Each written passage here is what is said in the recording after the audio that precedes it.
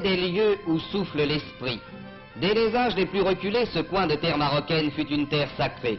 Volubilis dresse encore ici les homines orgueilleuses qui virent arriver un soir du 8e siècle de notre ère le saint homme Idriss, descendant d'Ali, dont la parole et l'action devaient convertir le Maroc à l'islam.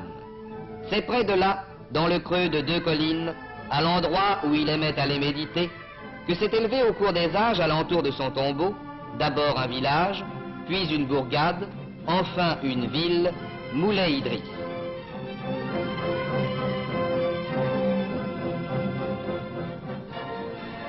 Moulay Idriss, en temps ordinaire, ne semble être aujourd'hui encore qu'une petite ville semblable à tant d'autres petites villes marocaines, avec le calme de ses rues et ses bruits d'artisans, une petite ville tranquille, occupée de ses besoins journaliers et de ses travaux quotidiens, une petite ville où passent seulement quelques curieux dédaigneux des grandes routes, un endroit de silence et de paisible sérénité.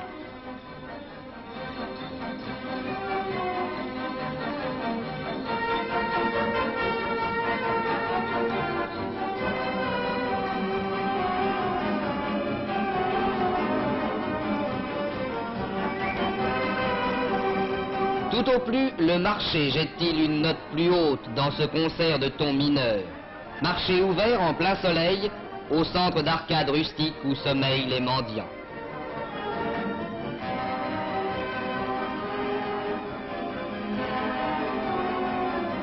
Mais passé cette petite place où se rassemble toute l'animation, tout devient silence et secret. Des ruelles vides s'enfoncent vers le centre de la ville, et soudain, au travers d'un porche, c'est la poutre qui barre l'entrée de la ville sacrée. Aller plus loin n'est pas permis. Seuls les musulmans peuvent s'avancer vers la mosquée secrète, où dort depuis 1200 ans le descendant du prophète. Une semaine dans l'année, cependant, Moulay Idriss s'emplit d'une foule. Venus de tous les points du Maroc, des villes comme du fond des provinces, des milliers de fidèles convergent vers ce lieu unique où la sainteté leur donne rendez-vous. C'est la semaine du Grand Moussem. Par famille et parfois par tribus entières, venus à pied ou sur leurs ânes de leurs douars lointains, se déversant d'autocars poussiéreux, ayant couvert parfois des centaines de kilomètres, les pèlerins arrivent, apportant avec eux l'humble décor de leur vie, car Moulay Idriss, avec ses 10 000 habitants, est un centre beaucoup trop petit pour assurer un abri passager à ces milliers et ces milliers de pèlerins. On compte en effet chaque année de 80 à 100 000 fidèles venus s'incliner sur la tombe du saint.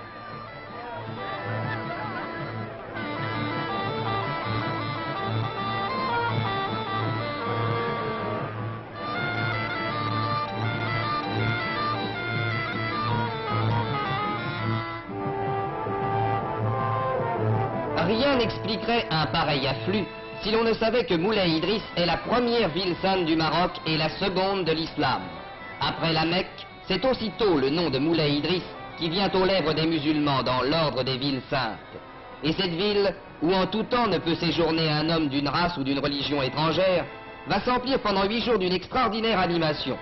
Car si le Coran ordonne à chaque musulman de faire une fois au moins dans sa vie le pèlerinage de la Mecque, celui à qui le voyage est impossible sera absous s'il va en pèlerin à Moulay Idriss.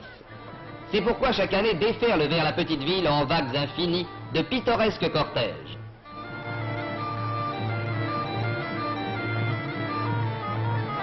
Sur la pente des collines qui entourent Moulay Idriss, une nouvelle ville s'élève. Ville éphémère, née en un jour, pour quelques jours, et disparue en un jour. Ville où la toile et la laine remplacent la tuile et le crépi. Ville bigarrée, où toutes les couleurs éclatent sur le fond de terre pelée.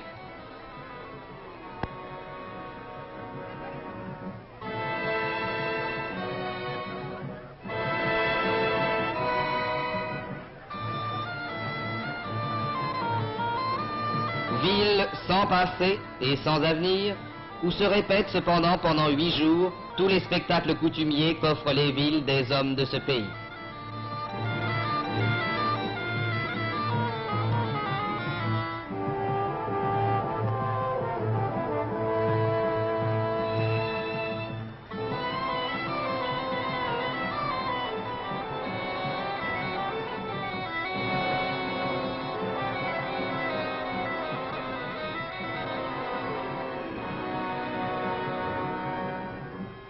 Chaque jour, les pèlerins descendent de leur ville de toile vers la ville de pierre.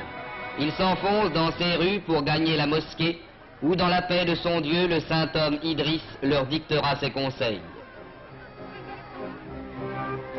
C'est une foule qui se presse devant la poutre qui barre l'entrée de la cité interdite. C'est une foule qui monte vers l'immense sanctuaire où la piété la prosternera.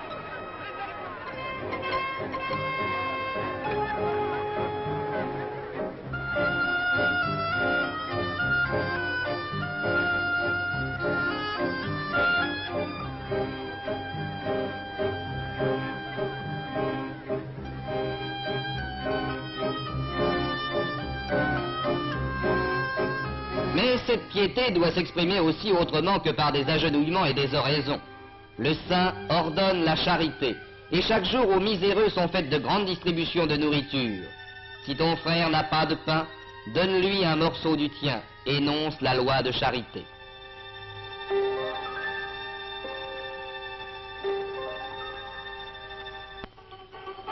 Mais entre les heures où la piété pousse les milliers de pèlerins vers le lieu saint, la ville de toile s'emplit d'une animation colorée. À tous ces hommes, sortis pour quelques jours de leur vie coutumière, s'offrent à chaque pas les spectacles forains qui, partout à la surface du vaste monde, renaissent à la faveur de toutes les circonstances qui rassemblent les hommes. Les charmeurs de serpents, les mimes et les faiseurs de tours sont l'apanage de toutes les réunions.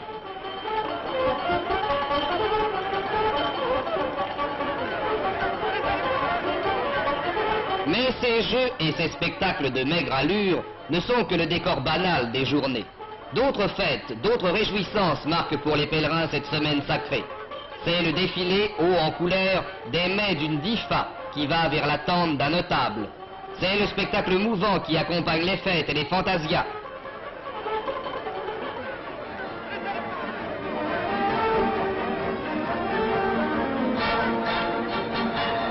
Sur les remparts, sur les murs, aux fenêtres, des foules regardent arriver dans la poussière lumineuse d'autres foules.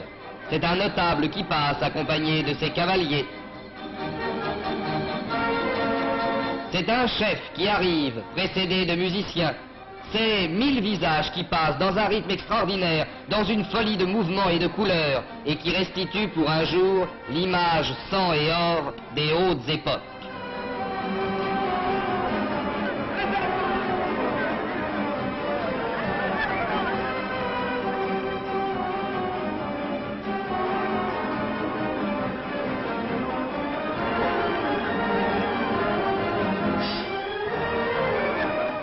Ainsi, chaque année, le grand Moussem de Moulay Idriss évoque-t-il depuis des siècles à la fois le souvenir du descendant du prophète et la vie somptueuse et colorée de l'histoire islamique.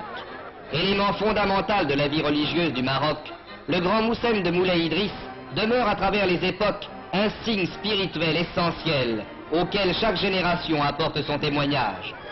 Au milieu des galopades, des coups de fusil, du bruit des fantasias, que suivent des yeux ces milliers d'hommes réunis dans cette poussière dorée, dans cette bigarrure extraordinaire où se coudoient riches et pauvres, unis par une même foi et un même sentiment, le sens profond de Moulay Idriss apparaît.